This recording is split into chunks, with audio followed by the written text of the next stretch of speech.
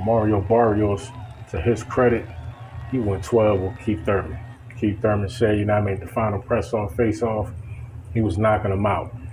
Keith Thurman got a little bit of history with Virgil Hunter. They had words in the past. Virgil Hunter said, you know what, man, I know some things. I could take you out of here one shot.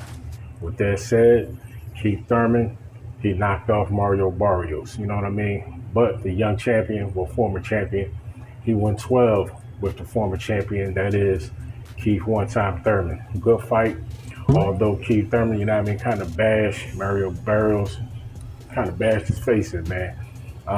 Hasn't came out officially, but his nose did look broke. But it was sure enough swole, from all them punches that he was taking. Now, is Keith Thurman ready for the top guys in the division, or does he have to work his way up, just like Mario Barrios, if he chooses to stay in the division? Now, excuse me if y'all hear the AC on in the background. But moving on, is Keith Thurman ready for Errol Spence? Is Keith Thurman ready for Terrence Bud Crawford, Conor Benn, Virgil Ortiz, Jaron Ennis? Now, out of all these guys, man, I think the fight to make next, and some of my subs, shout out to you guys, man. Shout out to the whole Talk Nation family, man. Appreciate y'all, man. Love y'all. We all think, this should be Boots. Boots already said himself, I think Keith Thurman would be a good name to beat. Now, me personally, just looking at it from a skill aspect, a mental IQ aspect, an activity aspect, I think Jaron Ennis, he beats Keith Thurman. He could possibly stop Keith Thurman. The shots that Keith Thurman was taking from the body from Mario Barrios, if he gets in there with somebody like Boots or Errol Spence, Crawford, although he goes down to the body when he's executing his offense, he's not known to be a devastating body puncher. Now, with that said, Jaron Ennis, he does mix up his shots very well. Southpaw stance as well as the orthodox stance. And he does go down to the body, very efficiently. And he comes back upstairs very efficiently. His punch selection is good.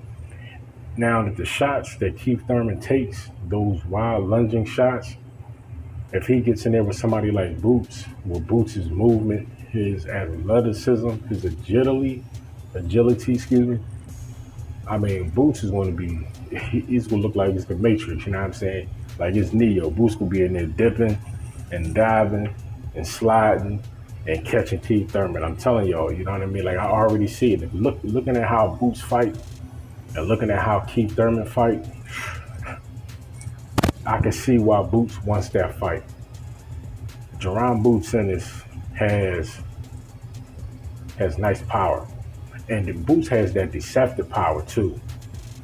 It may not seem like it's that cracking power, but Boots has that thudding power. Like if he hits you, ask Lipinets, the shots that Lipinets was taking, Lipinets, like when he got caught, his whole body was disrupted. It's going to be the same thing with Keith Thurman, Especially if Boots catches him to the body. Boots is an excellent finisher, man. If you listen to his sparring partners in the gym, if Boots gets you hurt, it's like a shark smelling blood and water. Boots is going to be on you. And he's skilled enough to close that distance aggressively without getting caught with a shot. And speaking of him getting caught with a shot, Boots also got a chin. Boots, he doesn't come out of his fights, without being touched. He does get caught, but he doesn't get caught very often. And he doesn't get caught that clean. So, the shots that Keith Thurman takes, Boots can most certainly, in my opinion, take that power. Unless he gets caught with something flush, which I don't see it happening. But at the same time, this is boxing. You're talking about two skilled competitors.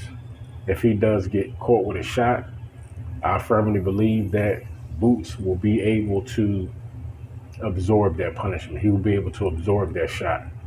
Now, Keith Thurman, if Keith Thurman gets caught, especially, I told y'all, if he gets in there with a precision puncher, the fight is going to look totally different. Manny Pacquiao was his speed, his power, his movement. It gave Keith Thurman problems. So if you get in the ring with somebody who has the same abilities, but who is your height, is going to be a problem for Keith Thurman. He looked great coming into the fight, the best shape that we all have probably seen Keith Thurman in his career. So hats off to Keith Thurman for getting his mind right, for being dedicated, from going into the gym with a purpose and training hard, you know what I mean? Because the results were fantastic. He looked in great shape, although he did kind of start to fizzle out in the second half of the fight. But I do believe, he said it himself, he's going to get back in the gym, which he should. So I believe his stamina should get better. It should get better. Because I knew with the added muscle from Keith Thurman, a possibility his stamina, as I said in the later rounds of the fight, will come into question. But unlike, just to say, Deontay Wilder when he fought Tyson Fury that last time, when he bulked up so heavy, it was like from Jump Street, he was, you know what I'm saying, he was sluggish. He was a bit lethargic, you know what I mean? Credit to Keith Thurman for not coming in too heavy. So that's why he was able to stack up those wins in the first half of the fight. But the second half of the fight, after putting out such a tremendous offensive onslaught against Mario Barrios early, he started to gas out.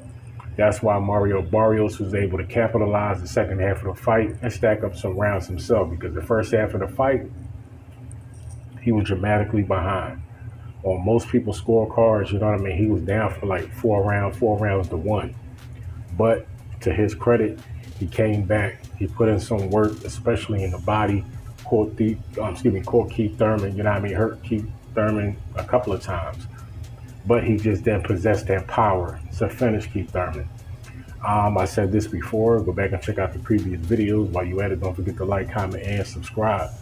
When Barrios was digging to the body, he needed to double up, try to catch Keith Thurman in between breaths to kind of take a little more gas and wind out of the sails.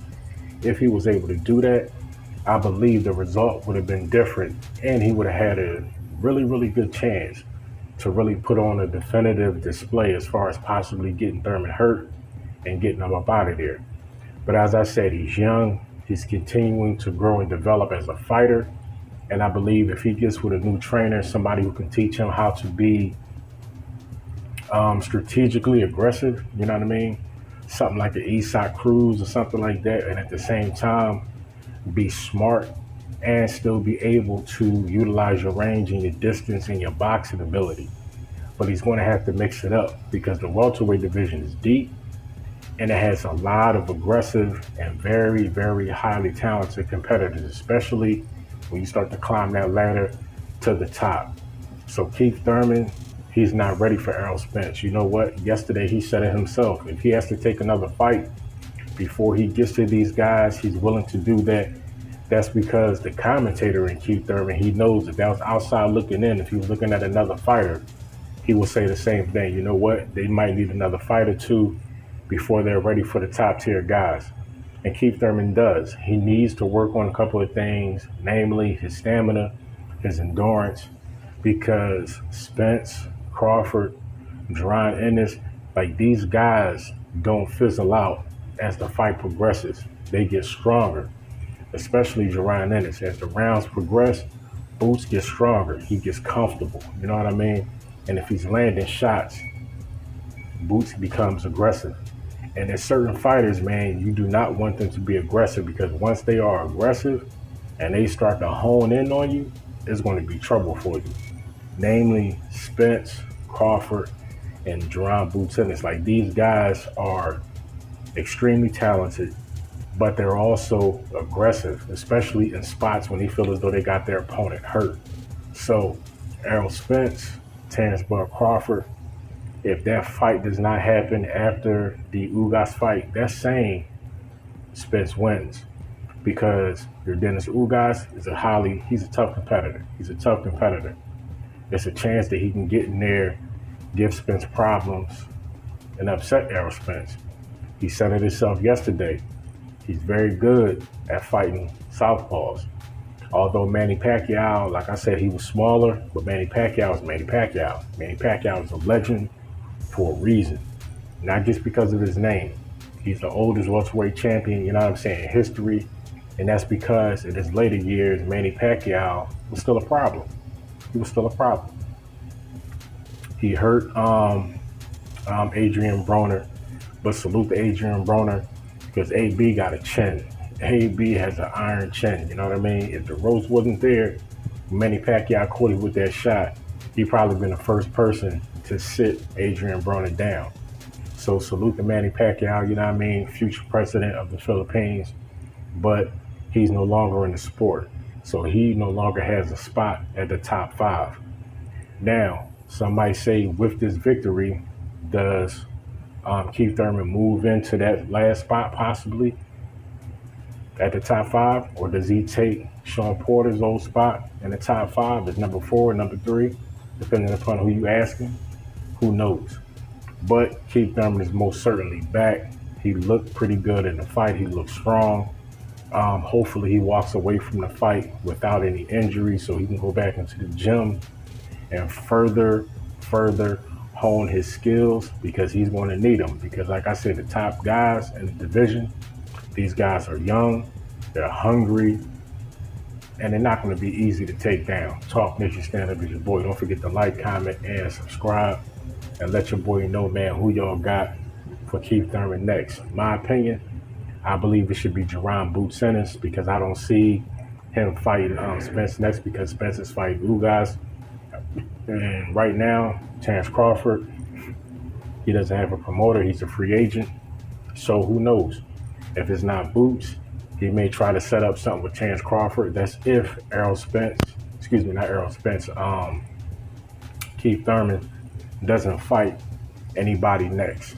But if he has to fight before he gets to Terence Crawford, I think it should be Boots because that would be a great fight. That would be a great fight. You know what I'm saying? Both of these guys are waiting for their shot, especially Jaron Boots Ennis, man. He been waiting, been checking dudes off the list for a while now. You know what I mean? So who shall he fight next? We shall see. We should be hearing something, you know what I mean? You know, people start whispering probably like a few weeks or a month after the fight or so. So Keith Thurman gets back into the gym and gets working, gets cracking, because you already know Boots is there. Boots is a gym rat, you know what I'm saying? Boots stays in the gym. He stays ready because he knows that chance and that shot is right around the corner. I'm going to holler at y'all. Peace. Talk Nation.